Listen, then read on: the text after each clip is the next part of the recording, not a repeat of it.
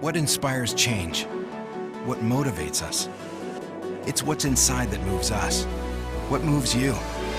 Get the Scion story at Scion.com.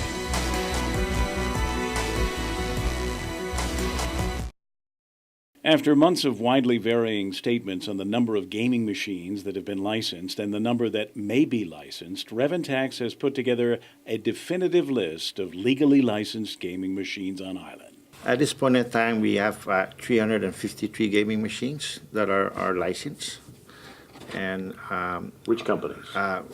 300 basically for Guam Music and 53 for Atlas, Amusement Atlas. More than 400 were licensed earlier this year, but Camacho acknowledges that mistakes were made. Only those machines that had been licensed prior to August 1st, 2001 were supposed to get relicensed, but about 100 got relicensed that should not have been.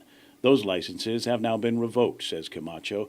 All of them are Liberty machines owned by Guam Music, and those 100, Camacho says, have been removed and are now in a warehouse. We agreed that we invalidate all those 100 machines that they could not justify or we could not justify.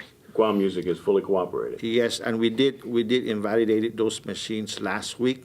We actually went to their warehouse and detagged those licenses. So those 100 are not in any yes, they're not in any gaming parlors? Yes, and they're out. The 353 gaming machines that are licensed legally are widely dispersed at 54 different locations, mostly in northern and central Guam. There's approximately 54 locations of these machines, and my staff has actually verified these machines that are actually located on these 54 areas that are throughout the island of Guam. So you're satisfied everything is clean, licensed, and yes, enforced this is properly? what we're looking at right now. We're monitoring these 300 machines and supposedly the other 53 machines that are licensed by Atlas Amusement.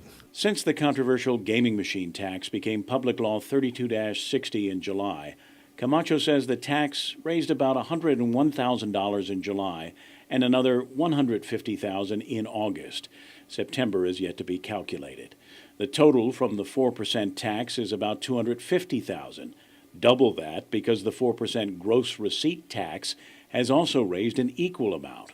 The total is about $500,000 for GMH. You're looking at the 4% also, the GMH trust fund fee tax also. So you're looking at two different sources of funding that will go into that GMH. So if we double the $251,000 for July and August, we're talking about $500,000. Yes, yeah. DOA Administrator Benita Manglona told PNC News earlier this month that the GMH Trust Fund has been created in August. But GMH CFO Alan Ulrich today telling us that the hospital still has not received any money from the taxes collected from the tax on the newly relicensed gaming machines. Kevin Kerrigan, PNC News.